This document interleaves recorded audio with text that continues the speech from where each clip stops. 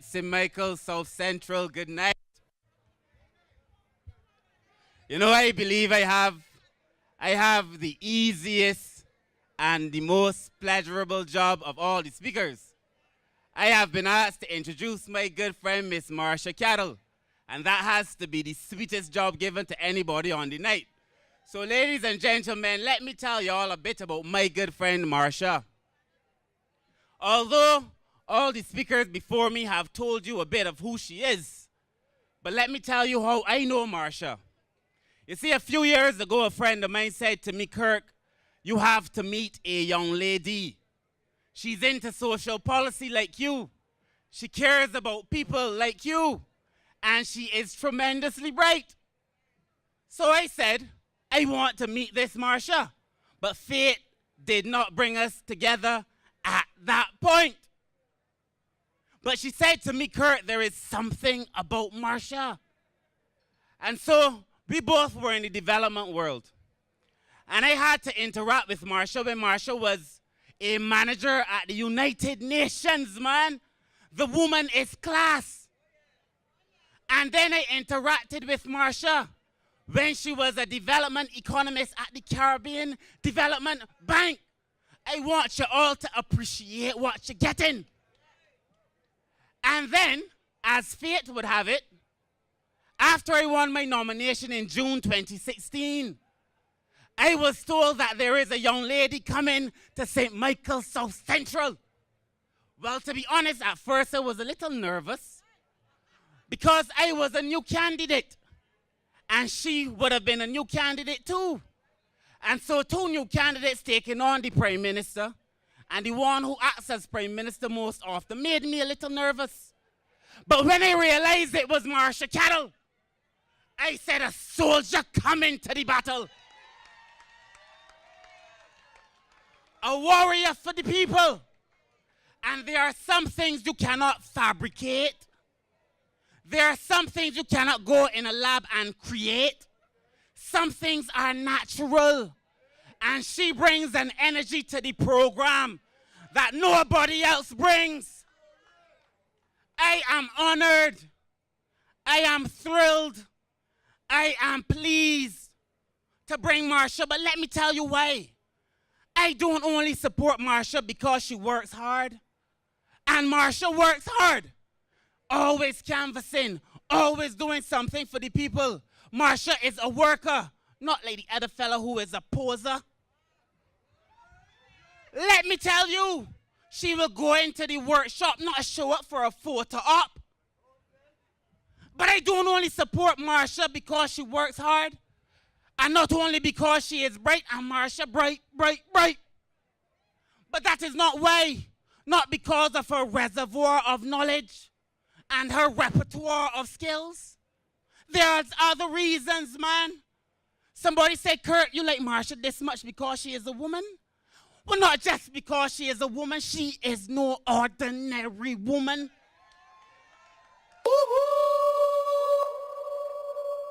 And let me tell you, we don't bring women to politics to make up a number. You heard the numbers. The third worst indebted country in the world. Our GDP, terrible. We terrible off the numbers, but she don't make up a number. She gonna fix those numbers. So let me tell you, ladies and gentlemen, it is my privilege. It is my honor. I am thoroughly enjoying this moment to introduce my good friend, the next representative for the great constituency of St. Michael South Central. Ladies and gentlemen, please welcome Miss Marsha Caddle. Commitment, courage, Marsha Caddle for the advantage. Care, commitment, courage, Marsha Caddle for the advantage. 10 long years we people suffering, suffering, suffering. Marsha tell we a change is coming, change coming, change coming. St. Michael, South Central.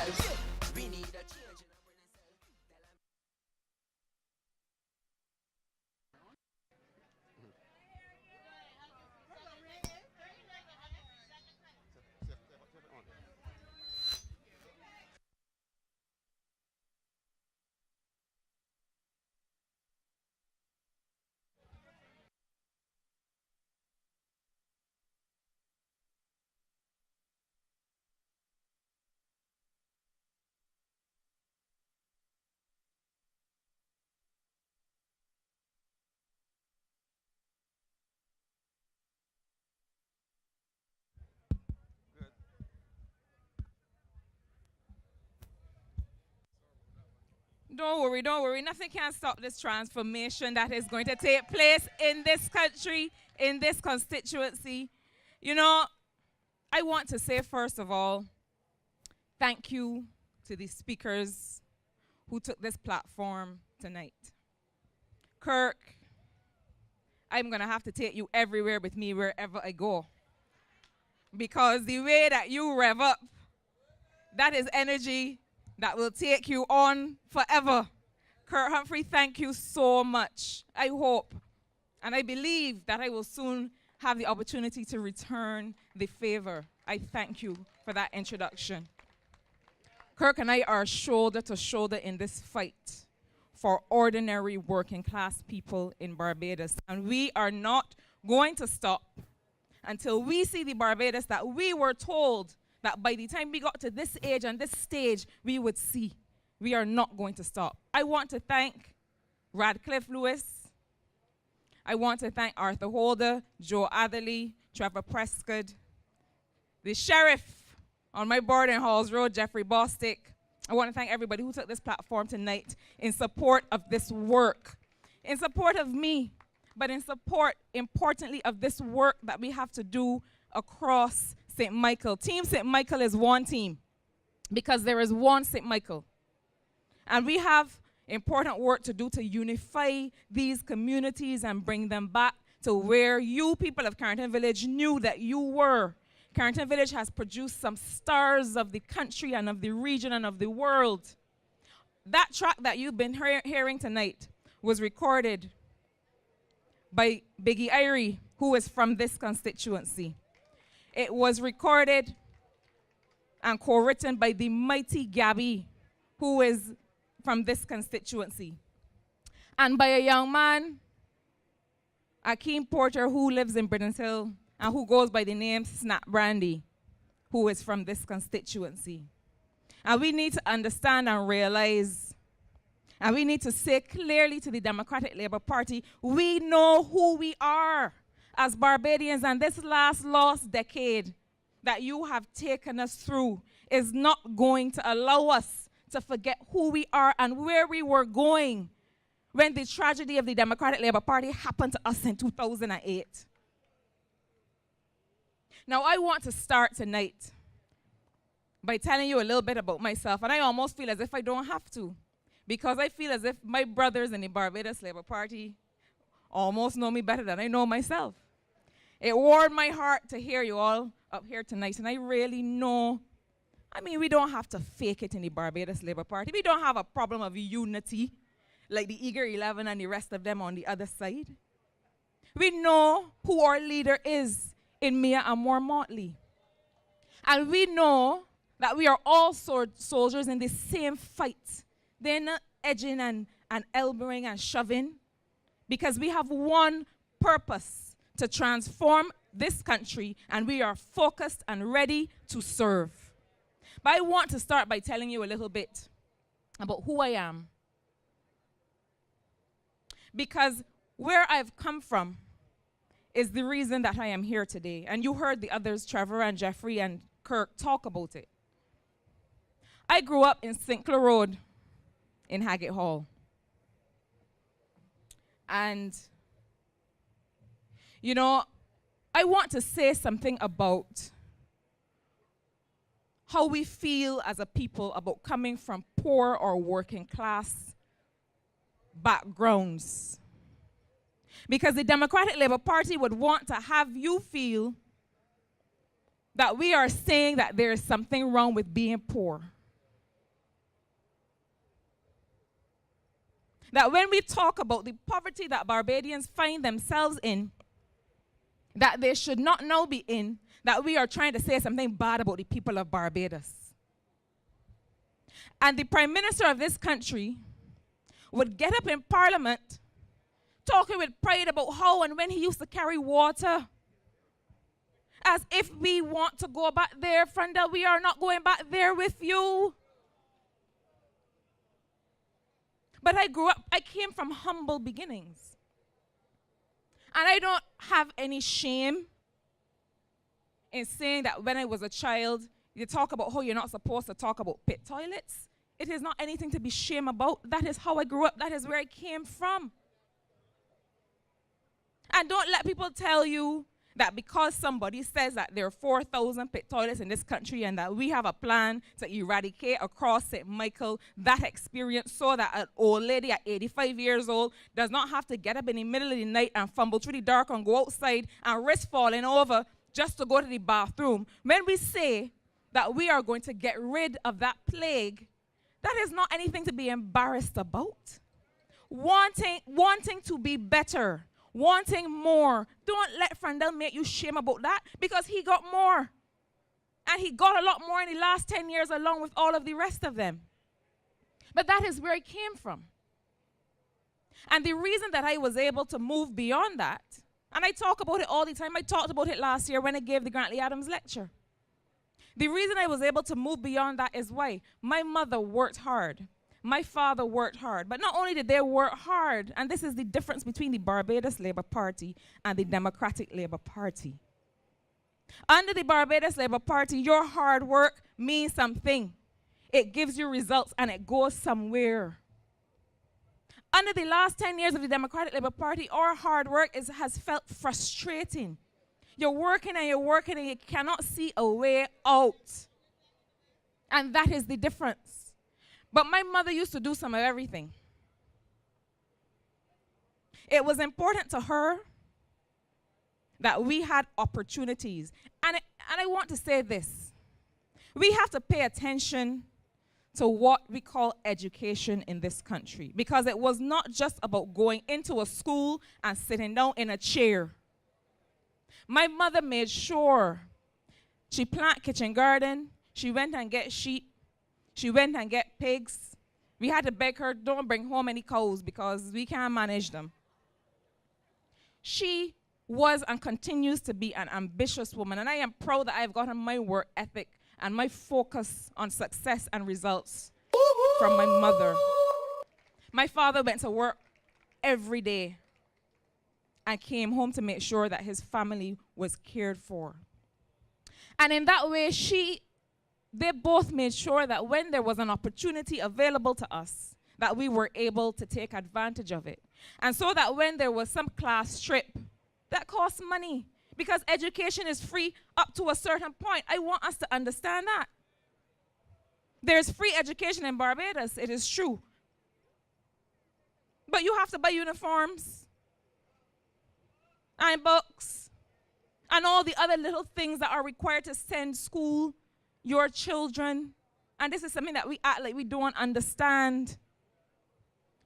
When a child is hungry and goes to school, he or she does not learn anything. Well, all you're hearing in your head is the noise of your stomach growling. It takes money to send school children in this country. But beyond that, my mother always made sure that whatever opportunity there was for us to swim or dance or play music or sing, that she was able to work hard and work extra and give us that opportunity. And it is a frustrating and angering thing when you work and all of your hard work leads nowhere. And that's what we've been seeing. That is what we have been seeing in the last 10 years of this Democratic Labour Party administration. And the Prime Minister is going to get up and brag and talk about how many books he read. Well, I want to say something to Frandel. It don't matter how many books you have read if nobody in your cabinet don't read any.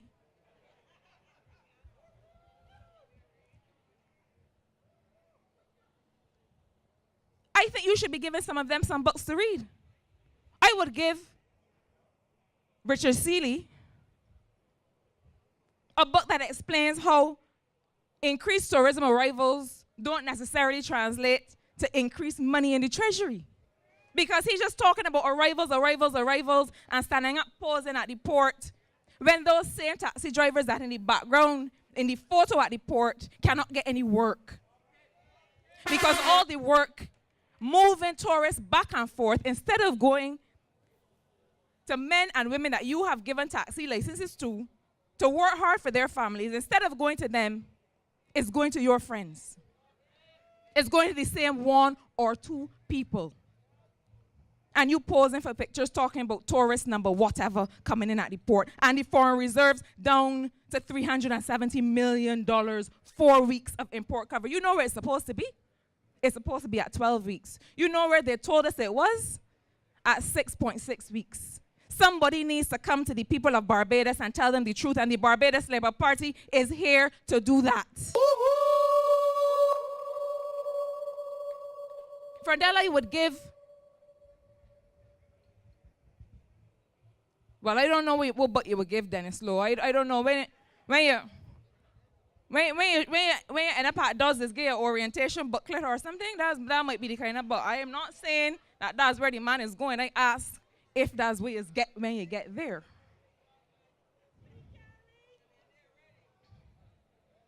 And while you're at it, just give Kelman a math book. Just give him. Good dear. That might get you from in front of the computer, because we don't want to hear your bragging about how much you have read if you are doing nothing for the people of this country. I mean, I watch this man and I wonder, who are you talking to? People are hungry. People are unemployed. And you are bragging about tourism numbers. When some of these same people in this community, this constituency of St. Michael South Central that you claim to be representing, have moved from working in the same tourism sector from 4 or 5 days a week to 1 day or 2 days, and you talking about how this sector is doing so well. I walk up and down this constituency and I see people struggling, not because they have lost their jobs. And we have to be careful about how we measure this thing called unemployment. Because you walking up and down bragging about 9.6% and 10.2% unemployment when people still have a job but working less and bringing home less money. And things don't cost any less, they cost more. We have said that the NSRL has taken the cost of food and other basic items up by as much as 23%. That is a lot of money. And that is why the Barbados Labour Party has said it is a nonsense tax. It has destroyed small business in this country. There are no 3 people anywhere on the island that can tell you how it's supposed to be administered and collected. This is what happens when people who get what they bargained for decide that they know how to run a country. And you know, I want to clarify something here tonight. I'm not yet 40. There are some people in the crowd that know when I will be 40. Don't say nothing. I am not yet 40. So I also represent, and I am happy to represent, a new generation of political actors. Because we are political actors. We are called, the people who are voting are called electors. You are the most important variable in this thing. Don't get it twisted. It ain't me and it ain't them. It is you. And so I know that the under 40s and my friends who are out there will say, man, we want to hear something other than prosecution. But I want to say something to you tonight. There is a reason there is something called the opposition.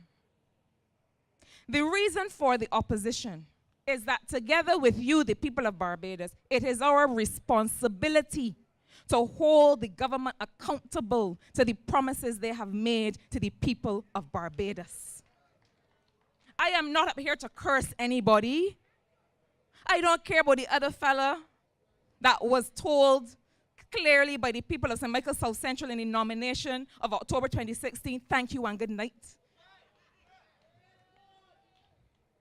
I don't need to deal with that. It is not in my nature or my constitution to speak ill of other men and women. I don't need to do that. I will prosecute you on performance. Because it has been the worst performance I have seen by a government. And listen, and Kurt mentioned it tonight, I have worked in several countries. I have managed projects related to the economy and social policy of several countries in this region and across Latin America and the Caribbean.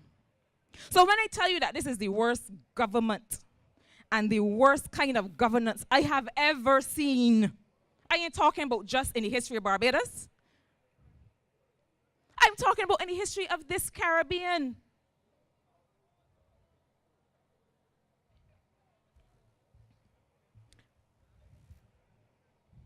And you know, I want to be clear. The Barbados Labour Party used to have something that we produced called Promises and Performance, where we go back and look at what is it that we have said to the people of Barbados that we will do, and what is it that we have done. I would challenge the Democratic Labour Party to produce such a document before this next election. It would be blank.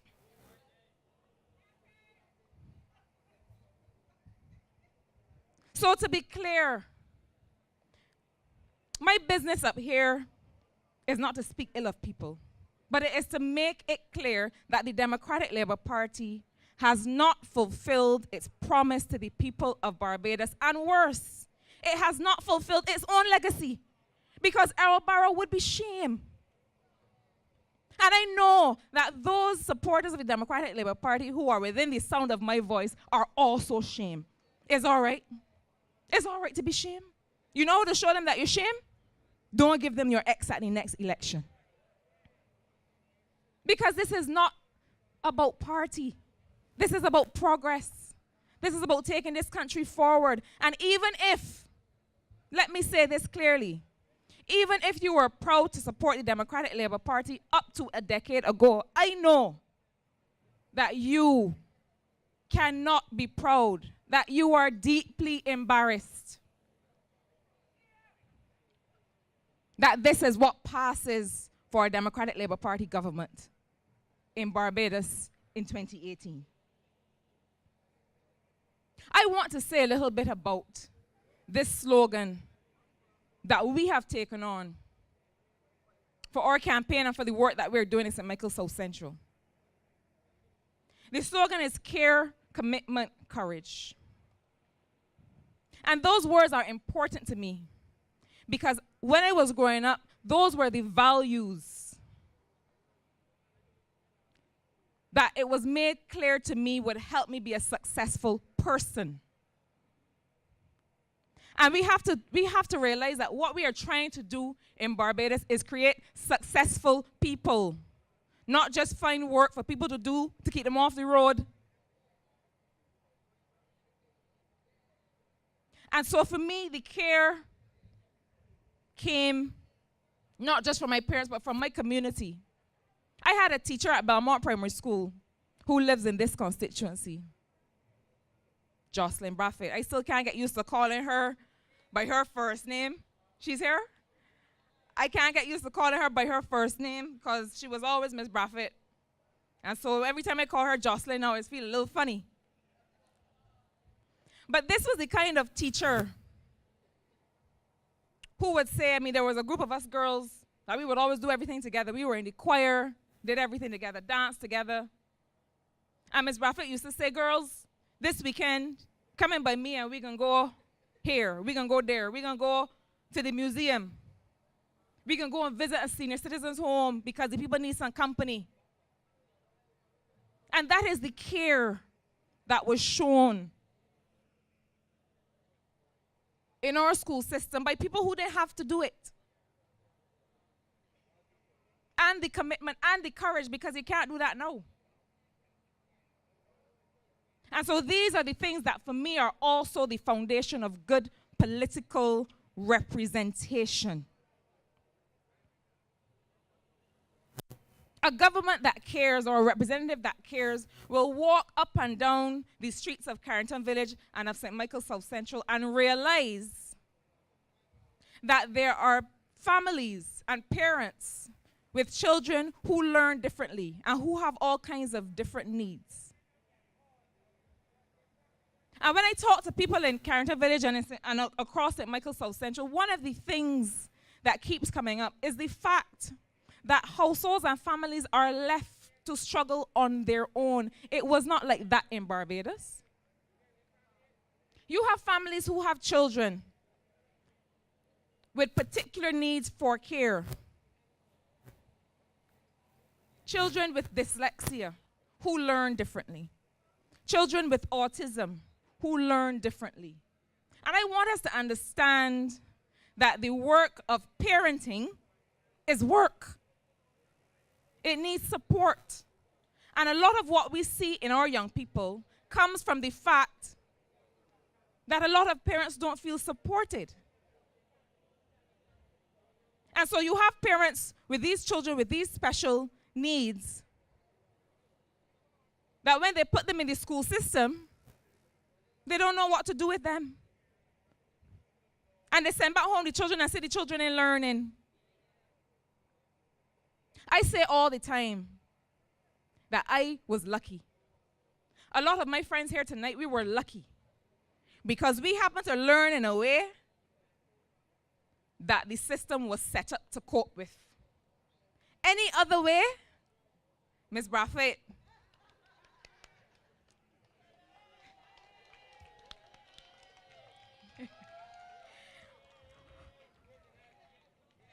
any other way of learning, like some of these children in these families in these streets of Carrington Village, and we would have been in trouble. A government that cares and an MP that cares would realize that there's policy that is necessary, not just for the education of those children, but so that those parents have access to the kind of care for their children. That means that they could leave home sometimes, that they might be able to have a job. We are not all the same person in this society. A government that cares and a representative that cares or that has eyes. Radcliffe said what? He got eyes in his head, not in his toes. Some of them like they got eyes in their toes. Because how could you drive up and down this constituency, see the garbage piling up, and see the rats that are bigger than the children playing right there next to them, and not think that this is an urgent sanitation problem? The place is nasty. If that is not the most basic indicator of underdevelopment, I don't know what is. Barbados did not look like this. The place is dirty. But it matches the ethics of the people who are running the country. That is why it's dirty. And Jeffrey, I take your guidance. I take your point about the fact that there are certain things that a government is supposed to do. But I will tell you what I will not do, whether I am a candidate or whether I am a regular citizen of this country. I am not going to see that children are getting sick from mosquitoes, that people are afraid to walk the street from overgrown bush, that old ladies cannot get through the gully where they need to pass to go to the shop or to go and collect their medication and leave it so. That is not in me to do. I cannot get it done. So whether or not the MP could find it in his schedule when he's not posing for pictures at the port to brag about tourist arrivals, whether he could find it in his schedule or not to pick up the phone and ask a question about clearing the Canal and Halls Road, we went and cleared the Canal and Halls Road because people were getting sick. This is not about me or bigging up what we have done. It is to say that it does not have to be so. I am not going to pretend. I am an opposition candidate, so how it is that I could come and find the wherewithal and the resources to get it done, and you both here loitering for 15 years and cannot get it done. I don't have to curse anybody. I am going to prosecute you on performance. Representation is also about commitment. And there are certain things in this country that you have to be committed to seeing through. Rad talked tonight about the vending And you know, we have to realize something. The private sector in this country is not just located in tall buildings, in town, and in warrens.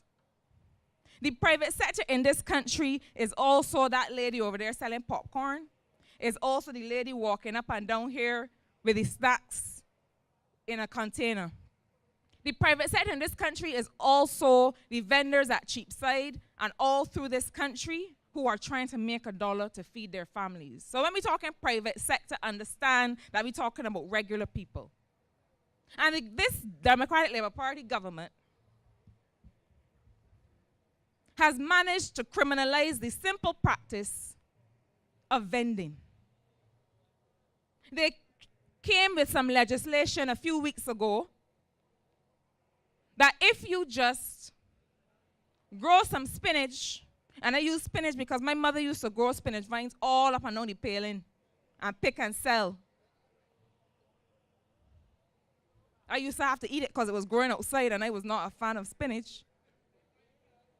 But if you're growing some spinach, or if you got a dung tree in your yard, and you got a little leftover that you feel that you could make a dollar from and go and sell, this government wants to criminalize that by saying that you need to get a license to be able to sell the few things to make a dollar. And if you don't get it, what was the fine? A fine that none of us could ever afford. But not only that, they want to say to somebody that if they don't have the proper documentation to go and vend from some location, that what they are guilty of is a criminal offense. No, I am not saying that we don't need rules and order, because that's the first thing they will say that I get up here and say. But it is that you do not persecute people for trying to live the right way and do the right thing in this country, because they could be doing something else. And we see that a lot of them are doing something else. So if a man or a woman wants to do the right thing and make an honest dollar, the role of the government is to facilitate that, not to knock down the man for trying. And it takes commitment. And it means that you have to see through, you have to conceptualize and see through a way in which these kinds of things become legislated in this country. It means that you have to create the mechanisms by which it is easier for people to get the kind of documentation that they need in order to be able to do the selling that they need to do. You know, we find it very easy under this Democratic Labour Party administration. They find it very easy to use a big stick with people because they have no vision and they have no finesse. And they do not understand that you catch more flies with honey. That you go to a man or a woman and have a conversation before you're going to hit them with a stick. It is because they operate that way that our young people are operating that way, because we don't communicate with each other anymore. You know, the other day I was driving on the road. There was a bus stopped in front of me, letting out a man. And he had a box. It looked like he was bringing home some apples or something. He had a crate of things that he was carrying. So he got hold of the box, got hold of the bus, and tripped and fell. My immediate thing, Kathy was with me, my immediate thing was, oh my goodness, is he okay? You know? The bus was full, so everybody saw. He was fine, but he got up and started cursing. He vexed that he fall down. He wasn't vexed, though. He was embarrassed. He was embarrassed. But we find it so difficult to be able to express anything other than anger. The country is responding to what we see at the top. When you have a government that is running roughshod over your rights as a citizen, that is running roughshod over the mandate that you have given them. You are angry. And you don't feel that you have a responsibility to be a civil person to your fellow man or fellow woman. I want us to understand that that's what's happening, you know. When values are gone from the very highest level in a country, they very quickly disappear from everywhere else in the society. You want to kill a man, and I'm not saying it should happen, but don't wonder why it happens when it happens. Corruption is corruption. Thieving is thieving. So when I look and I see that there are huge sums of money gone unaccounted for in the Auditor General's report, well, I might feel that it's okay for me to call in sick when I am sick. Thieving is thieving, whether it's money or it's time.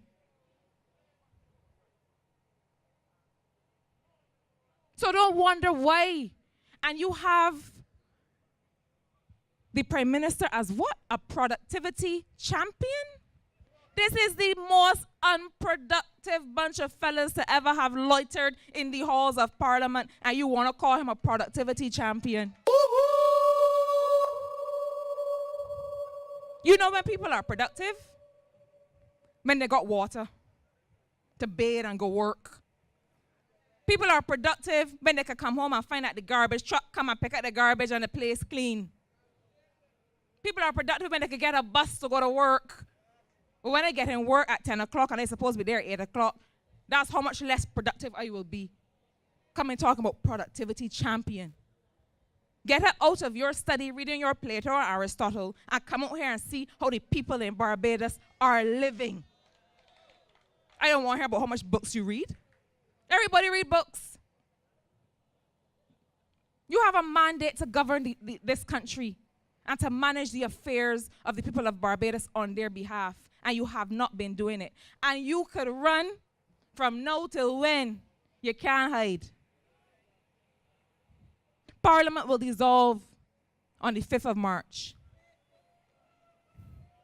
And then you have 90 days, so get your affairs in order and start sending out your CVs. Because should it be the will of the people, a Barbados Labour Party government will be the ones righting the wrongs of the last 10 years.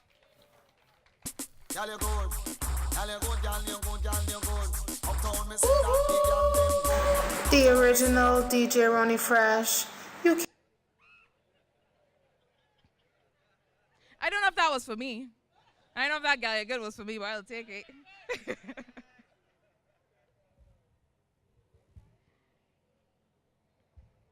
We have a Prime Minister who has finally, apparently, woken up from sleep in time for the election. But he wake up, but you know how we say in Bajan parlance, he wake up foolish. You know how you wake up foolish and you're just blinking, blinking, blinking, you don't know where you are?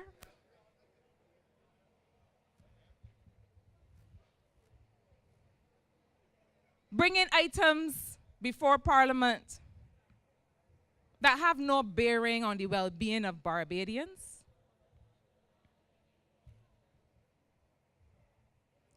And when it is not insignificant matters,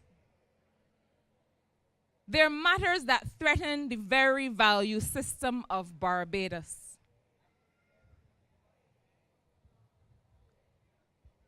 You want, without consultation or without reference to how anybody feels or what anybody has to say, all of a sudden you want to look at increasing police powers and varying police powers. Whether or not it is necessary to do so. You cannot just wake up one morning and fundamentally change the rights and responsibilities of citizens of this country. We are partners as citizens, of course, with law enforcement. But that is what it must be, a partnership. And as I said before, people who have no ideas and no vision feel that the only thing they can do is use a big stick. I was a teenager growing up. I used to dance in my community, and I used to walk to classes. I used to have to walk through the pine. And I remember at that time, there was a program whereby police officers were encouraged to build relationships with their communities. And so at that time we saw that there was a presence, but it was a different kind of presence. Because of the problems, the issues that was facing these communities at the time, that there was a different approach.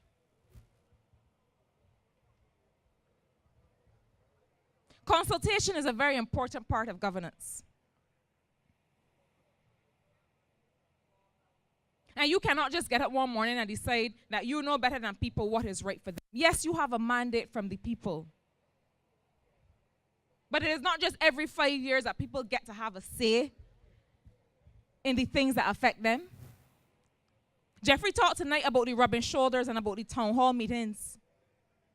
William Dugan attempted to have a town hall meeting up on the South Coast to address the sewage issue. There was no effort made by any of them to be a part of that. Before that, the residents of the community asked them to attend a town hall meeting to talk about the issues. Not one of them could find it important or necessary to show up to talk to the people that voted for them and put them there. I want to tell you that Mia Motley is a boss at this thing called governance and consultation.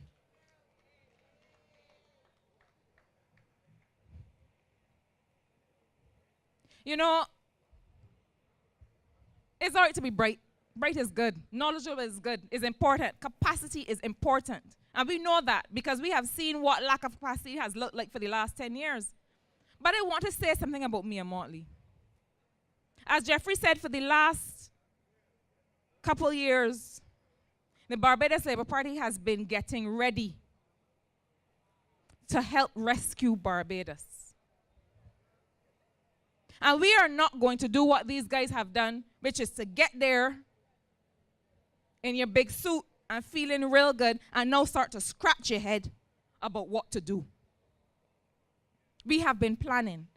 But one of the things we have been doing is talking to people and asking them, what are some of the things that we should do? What are some of the things you are experiencing in your sector, in international business, in tourism, in health, in education? What are some of the things that you think are going to help transform this country? And you know, one of the most impressive and astounding things to me in the context of that, two things. One is that across this country, there are people who are knowledgeable and who are willing to make themselves available to serve. These are people who are sitting on the sidelines, who have offered their wisdom and expertise to this government, and they have not taken them on. They have said it's good, no problem, we got it covered. But clearly they do not. But we've sat with some of those people who've been offering their guidance and their input. But let me tell you the most striking thing about those consultations to me. It is that no matter the sector, whether it is education, law and order, tourism, agriculture, international business, I have sat and I have watched my political leader and her level of understanding and knowledge of all of these different sectors. But even as she knows all of these different things across these areas, she always asks, well, what do you think? And I want us to understand what we are getting when we get Mia Amor Motley as the next Prime Minister of Barbados. I want us to understand what we are getting. Because it is a true test of humility that a woman that is so knowledgeable and has so much experience across all of these issues is still willing to ask anyone and everyone, well, what do you think? Beyond the knowledge, that is what is most impressive to me about my next prime minister. Governance has to be done different in Barbados.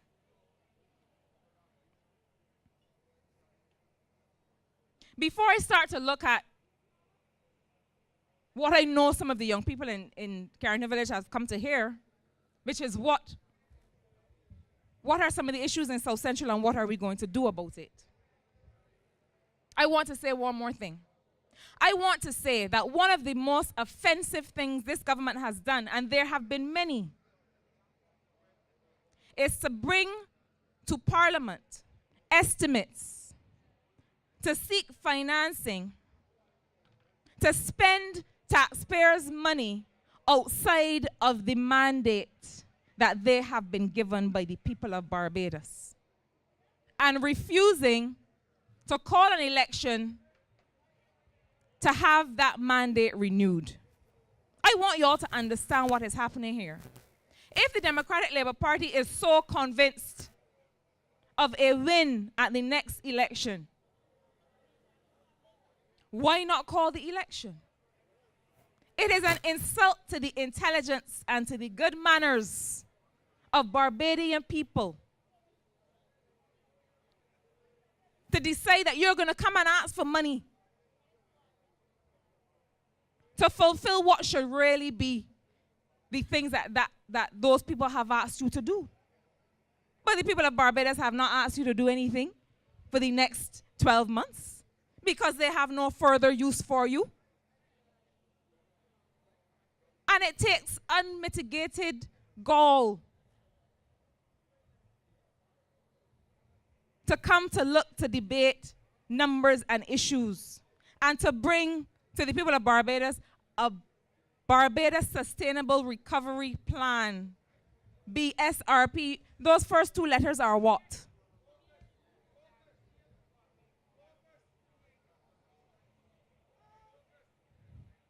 What are the first two letters? The first two letters of that tell you what it is. The plan is nothing more than a wish list of things that they would have liked to do and should have done over the last 10 years. It is plan number 8, and all of the ones before have failed. I have no confidence at all in any part of this Democratic Labour Party government to be able to do anything to reverse the economic slide that we have been seeing. But I want to talk to you a little bit about the work that we have been doing in St. Michael South Central because it is important. And it is not about boasting, and it's not about shining a spotlight on myself or ourselves, but it is for the very simple reason that we have some transformation to do, and it has to start with these communities. Now, we started a project called Open South Central, and I want to talk a little bit about that, and I want y'all to listen carefully to me so that when the media writes whatever they want to write, that you know better. We started a project called Open South Central, and it is about giving people access to Wi-Fi. Now, I want to say to whoever is among the crowd from the other side with their tape recorder, I want to say that we in the Barbados Labour Party don't do things like y'all on the other side. This is not about getting people to vote for us. This is not about giving something for something. I realize that that is the language y'all speak, and that is all y'all know, because y'all have been acting like an opposition party for the last 10 years. Y'all have been in opposition for the last 10 years trying to defend what you had no right to. But that's not what we are about. We are about seeking to provide opportunities for people. And so the reason we conceived of Open South Central and access to Wi-Fi is because people need it to be able to do their business. There's a young lady who lives over in Delamere Land who runs a car wash and valet business. And a big part of the way that she's able to do her work and get her business is through the internet. She's not the only one. There's several others. You know, every now and then when a young person comes to me and says, "Oh, Miss Caddle, I got a job there that I would like to get and I want some help," and when I look at the job, I realize that this is 2018. This is not the time when you carry in a letter that you have handwritten and you give it to somebody and that is enough. A lot of the jobs say, if you want to get this job, email so-and-so. It's a fact. And so we conceived of Open South Central because we want young people to have opportunities, to be able to go on the internet and do what they need to do, carry out their business, be able to communicate properly. Because right now, access to the internet is becoming a basic good. It is. And we all know, because half of y'all on your phones right now. We know that it is true. But you see, when you have no vision and you wish you had thought of it first, then you try to make it look like something nefarious. But it is not nefarious. We have the interests of the young people of St. Michael South Central at heart. It is how we are able to do our business development work with young entrepreneurs in this community. It's not just for show.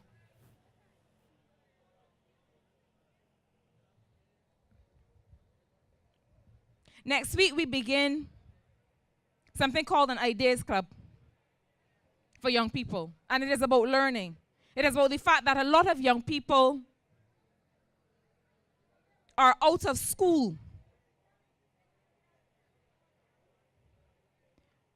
We have a situation in this country where up to 70% of young people, I want y'all to hear me because I want us to understand what is confronting us in this country today. Up to 70% of young people are leaving school without certification. These young people go to school and sit down and come home. And when they leave, there is nothing that they have that will allow them to earn an income. That's a serious problem. There are young people who leave school. They just leave school. They're not finished, but they're done. They've gone home. And they're sitting down at home with nothing to do and with nothing to learn. The Barbados Labour Party has said that under a Barbados Labour Party government, not only are we going to return free tertiary education to the young people of Barbados, but that we are going to make sure that there's a pathway to learning for all of them. Right now, the number of young men and women who try to get into polytechnic and skills training and all these other government programs that cannot. This is not a small thing. Education is the reason I am standing here. Education is the reason Kurt Humphrey is here. Education is the reason so many of us from humble beginnings were able to give back to our country. So I don't want that when you pass on the road and you see fellas liming, that you assume that they don't want anything more. When I first came to walk up and down these streets a year and a half ago, one of the first things that a group of guys liming down the road said to me was, well, miss, I never work. These are young people who have left school 6 and 7 years ago and have wanted to work, but under this Democratic Labour Party administration have never been given an opportunity to do so. I want to say to you tonight that the Barbados Labour Party is the party of opportunity for all. And it's not just because we are called Barbados Labour Party or because we're wearing red. It is because we have a track record of having to rescue the country and come up with new ways of making growth and opportunity happen after Democratic Labour Party government has ruined it. We have the experience, but beyond the experience, we have a group of 20 candidates who have never held elective office before. So when the new parties come to you and say, oh, the Barbados Labour Party is old and establishment, let them know that the Barbados Labour Party benefits from experience and wisdom, and they also benefit from youth and foresight and vision. The Barbados Labour Party is an 80-year-old institution this year, the oldest in the English-speaking Caribbean. It stands on decades of groundbreaking work. I was privileged to give the Grantley Adams Memorial Lecture last year. And Grantley Adams was a visionary man. He was about freedom. And that is the task that is before us tonight. I want you all to listen carefully to me for the next 2 minutes. As I say this next election is no ordinary election. If you have never voted before, you have to vote now. If you're unsure where your papers are, if you're unsure if you're on the list, get yourself together, because your job is to help rescue your country for your children and future generations. Get yourself together and get on board, because we have important work to do. I cannot do it by myself. Kirk, Arthur, Jeffrey, Trevor, they cannot do it themselves. We need all of you. And you know, I say to my young people around here all the time, they say, Marsha, we with you. We support you, man. We got you. We like you. I say, thanks. I'm glad you like me. I want you to like me, but I want you to vote for me. And you know, it is clear to me that the Democratic Labour Party cannot win this election fair and square. They cannot do it. The people of Barbados are done with them. And so they will seek to do it in other ways. So I want you to be vigilant. I want you to watch for your neighbor. I want you to ask your neighbor, you're on the list, you got your ID card, you got your passport, you got yourself together. This is a numbers game. And it is 1 + 1 + 1 + 1, all of us together, that are going to make the difference. It is all of us together that need to get on board and need to say definitively, we are ready for a change. We are ready for a transformation. We are ready for Mia Amor Motley to take over guidance and leadership of this country. And we know that with her help and with all of our support, we shall do it. Good night, and God bless you, ladies and gentlemen. Care, commitment, courage. Marsha Caddle for